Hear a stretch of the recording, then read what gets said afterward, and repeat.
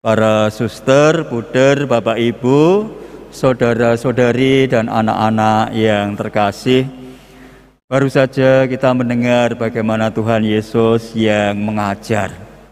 Kita minggu-minggu yang lalu mendengar bagaimana Tuhan Yesus dibaptis, kemudian bagaimana Tuhan Yesus memilih para murid yang pertama. Tuhan Yesus sebagai sosok pribadi yang tidak bekerja sendiri. Ia bukan single fighter.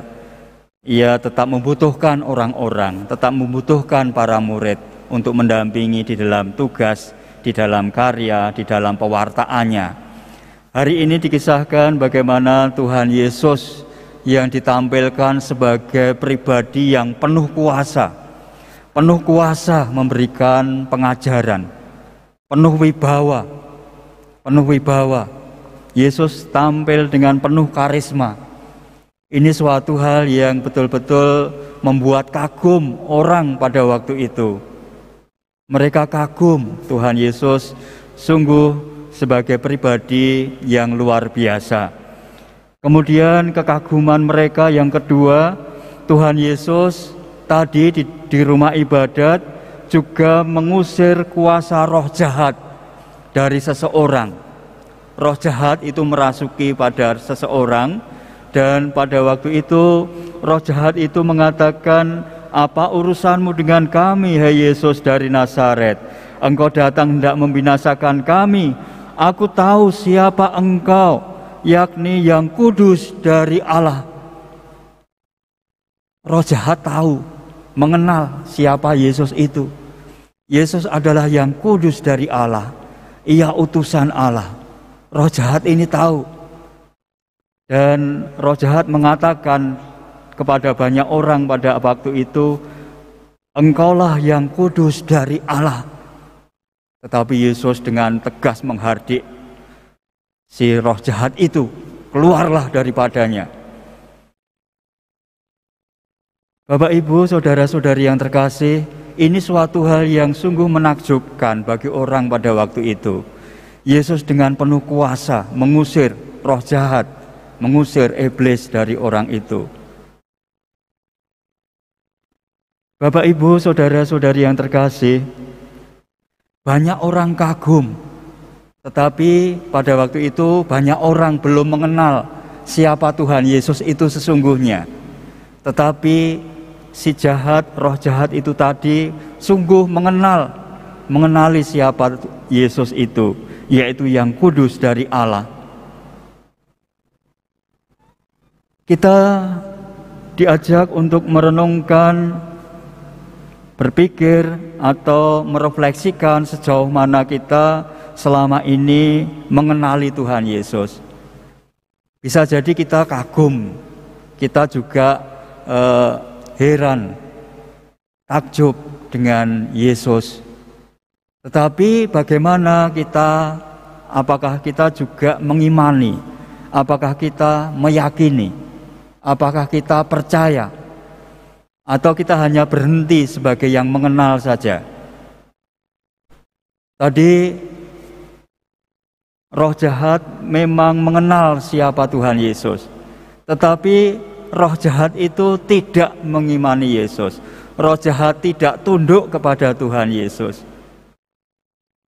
Maka Tuhan Yesus mengusir dia, menghardik dia, karena betul-betul sebagai orang yang sebagai pribadi yang tidak mau tahu tentang Tuhan Yesus, tidak mau mempercayai, menolak Tuhan Yesus, itu adalah kuasa jahat tadi. Bapak, Ibu, saudara-saudari yang terkasih, hari ini kita secara khusus diajak untuk bersyukur atas Tuhan Yesus yang kita kagumi, yang membuat kita takjub, tetapi sekaligus kita diajak untuk bertanya kepada diri sendiri, sejauh mana kita mengimani, sejauh mana kita masih dikobarkan semangat kita untuk mencintai Tuhan Yesus.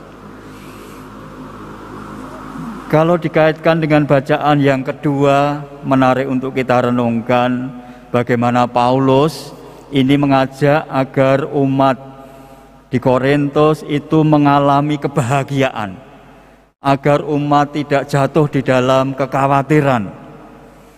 Paulus tadi menceritakan bahwa hidup berumah tangga, pasangan suami istri itu ada godaan untuk terlalu memperhatikan hal duniawi, terlalu ada kekhawatiran, sehingga ini suatu hal yang diingatkan oleh Paulus agar kita tetap menemukan kebahagiaan. Bahagia dalam arti diajak untuk merenungkan bahwa pasangan suami istri ini adalah Tuhan sendiri yang membentuk, Tuhan sendiri yang mendampingi, Tuhan sendiri yang akan memelihara pasangan suami istri ini. Kalau suami istri, pasangan ini setia kepada Tuhan, tentu akan menemukan kebahagiaan. Sebaliknya kalau tidak setia dan cenderung memprioritaskan hal-hal duniawi, maka kekhawatiran itu juga akan semakin meningkat seperti yang dikhawatirkan oleh Paulus. Saya ingin supaya kamu hidup tanpa kekhawatiran. Maka kita hari ini juga diajak untuk merenungkan bahwa kita tidak boleh berhenti hanya kagum, takjub kepada Tuhan Yesus, tetapi kita juga diajak untuk mengimani, percaya, meyakini bahwa Tuhan Yesus memang sebagai pokok kekuatan dalam kehidupan ini.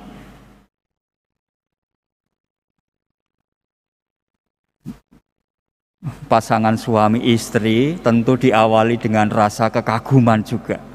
Rasa kekaguman. Seorang wanita tertarik dengan pria dan sebaliknya itu diawali dari rasa kagum, rasa tertarik secara fisik dulu. Dan setelah itu baru bertumbuh, berkembang rasa mencintai, rasa memiliki, percaya satu dengan yang lain. Itu berawal dari kekaguman. Maka Bapak Ibu yang hadir di sini juga diajak untuk mengingat-ingat bagaimana pertama kali dulu kagum dengan calon pasangan. Yang menjadi pertanyaan, apakah sampai saat ini kekaguman itu masih ada? Dan itu sungguh berkembang menjadi semakin mempercayai, semakin mencintai.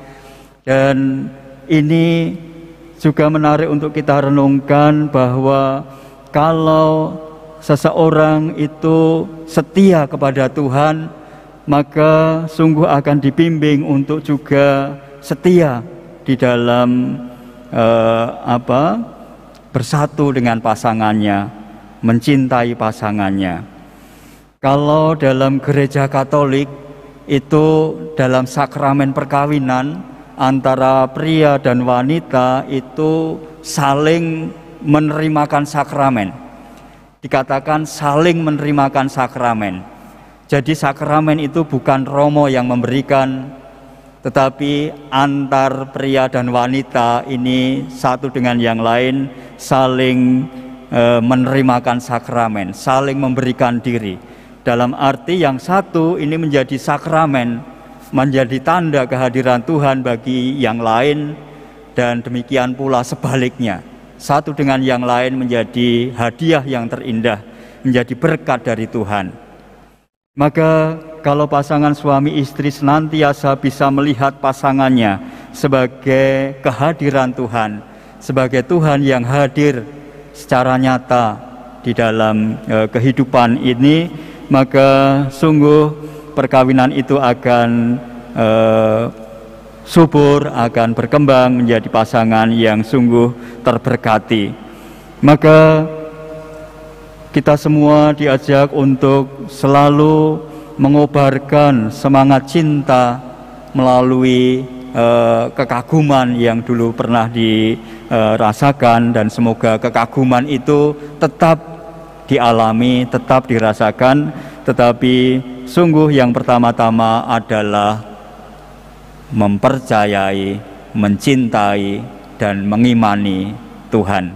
Maka kalau keluarga-keluarga menempatkan Allah sebagai prioritas yang utama, maka sungguh urusan duniawi itu akan dimudahkan, akan dituntun untuk bisa menemukan apa yang terbaik. Semoga kita semua sungguh bisa menempatkan Tuhan sebagai prioritas utama kita. Selain kita mengasihi Tuhan, juga mengasihi pasangan kita, mengasihi keluarga kita masing-masing. Cinta kepada Allah tidak bisa dipisahkan dengan cinta kepada sesama. Maka marilah kita mohon rahmat Tuhan agar kita dianugerahi kebijaksanaan di dalam mengimani, mengasihi Allah dan sesama. Tuhan memberkati kita semua.